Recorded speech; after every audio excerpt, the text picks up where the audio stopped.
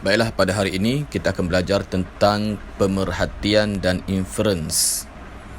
Pemerhatian, apakah yang dimaksudkan dengan pemerhatian? Pemerhatian ialah nyatakan apa yang dapat kamu perhatikan dengan menggunakan 5 organ deria. Mata untuk melihat, telinga untuk mendengar, hidung untuk menghidu bau, lidah untuk merasa, sementara kulit untuk sentuhan. Baik, untuk pemerhatian, contoh-contoh pemerhatian yang saya sediakan ini. Contoh pemerhatian, mangga itu berwarna kuning. Ini kita menggunakan mata dengan melihat. Mangga itu berbau harum, menggunakan hidung. Mangga itu rasanya manis, menggunakan lidah. Mangga itu mempunyai kulit yang licin, sebab kita merasa dengan kulit. Ini yang kita panggil pemerhatian. Semua organ deria yang kita gunakan tadi seperti mata, telinga, hidung, lidah dan kulit ialah yang kita gunakan untuk menjawab soalan pemerhatian. Seperti contoh di atas, tajuk pemerhatian dan inference. Pemerhatian ialah apa yang kita lihat, apa yang kita dengar, apa yang kita hidu, apa yang kita rasa dan apa yang kita sentuh. Sementara inference ialah sebab bagi apa yang kita lihat tadi, apa yang kita bagi tahu tadi sebagai pemerhatian. Inference ialah sebab. Inference ialah sebab kepada pemerhatian. Kenapa ianya berlaku? Baik, seterusnya pemerhatian contoh yang kedua. Anak pokok R lebih tinggi berbanding anak pokok P. Ingat, kalau ada dua objek yang berlainan, kita mesti ada perkataan berbanding. Yang kedua, daun anak pokok R lebih besar berbanding daun anak pokok P. Yang ketiga, batang anak pokok R lebih besar berbanding batang anak pokok B. Baik, abaikan label P dan R pada gambar yang saya sediakan ini. Cuba saya bagi tahu tu yang apa, yang pokok R yang ada tiga pokok, sementara pokok P yang banyak pokok. Ini adalah pemerhatian. Baik, seterusnya. Cara 1. Sekiranya kalau perkara dalam pemboleh ubah manipulasi ada dua jenis. Baik. Okey. Tengok pada gambar seterusnya. Ayam, penyu. Ayam, penyu. Ayam, bilangan telur yang dihasilkan pemboleh ubah bergerak balas. Okey. Pemboleh ubah manipulasi ialah jenis haiwan. Okey, ayam 8 biji telur, sementara penyu 200 biji telur. Bilangan telur yang dihasilkan oleh penyu lebih banyak berbanding ayam. Ini adalah ayat pemerhatian.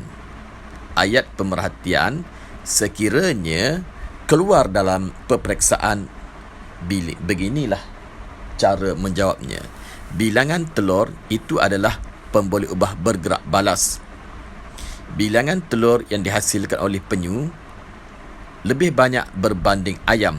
Ini kerana penyu bertelur 200 biji telur, sementara ayam bertelur sebanyak 8 biji telur. Atau bilangan telur yang dihasilkan oleh ayam lebih sedikit berbanding penyu. Kita boleh terbalikkan. Tadi kita sebut penyu di depan, sekarang kita sebut ayam di depan. Boleh terbalikkan, tetapi mesti ada perkataan berbanding kerana kita menggunakan dua objek yang berlainan. Kemudian, cara kedua, bagaimana cara kita nak cari pemerhatian? Kalau perkara dalam pemboleh ubah manipulasi lebih daripada dua jenis. Okey, seperti dalam carta palang ini, pemboleh ubah bergerak balas yang tegak itu adalah pemboleh ubah bergerak balas kelajuan kereta mainan masa per masa. Masanya saat, minit per saat. Maaf, minit per saat. M ialah minit dan S adalah saat. Okey. Kemudian permukaan. Permukaan adalah pemboleh ubah manipulasi. Kita kena tambah di sini permukaan, kena tambah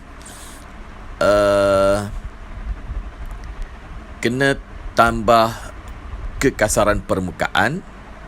Jenis permukaan tak boleh guna sebab kita tengok pada jenis-jenis permukaan permaidani, kertas pasir, simin dan jubin.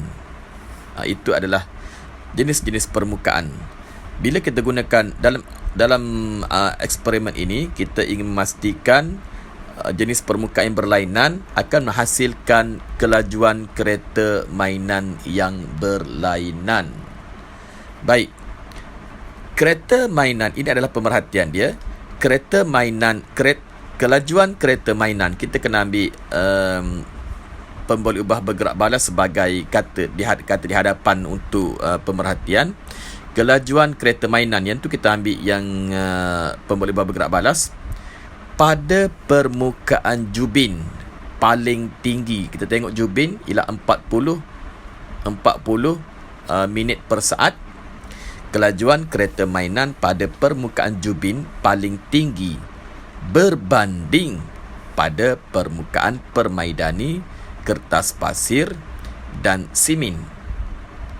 Atau kita terbalikkan, kelajuan kereta mainan pada permaidani paling rendah berbanding pada permukaan jubin, kertas pasir dan simin. Kemudian cara ketiga,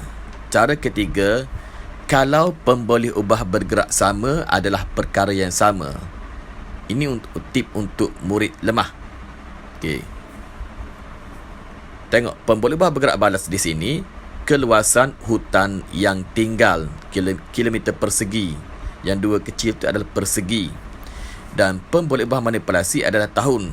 Untuk tahun kita tidak perlu tambah apa-apa perkataan di hadapannya kerana tahun telah menggambarkan pemboleh ubah.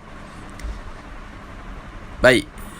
Jawapan di sini ialah keluasan hutan yang tinggal semakin berkurang.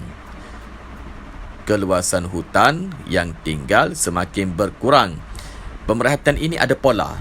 Pola ialah bertambah, mendatar, berkurang. Bila berkurang ataupun bertambah ataupun mendatar, kita sebut sahaja pola yang ada, tapi pastikan pemerhatian kita bermula dengan pemboleh ubah bergerak balas. Kita ambil terus keluasan hutan yang tinggal dalam kurungan kilometer persegi. Tak payah tulis, itu tak dapat markah pun, tapi kalau tulis markah tidak akan ditolak. Okey, keluasan hutan yang tinggal semakin berkurang. Kena ada perkataan semakin dan berkurang, itu adalah pola. Dapat satu markah. Okey. Saya rasa itu sahaja untuk hari ini. Kita jumpa lagi dan sambung untuk yang seterusnya.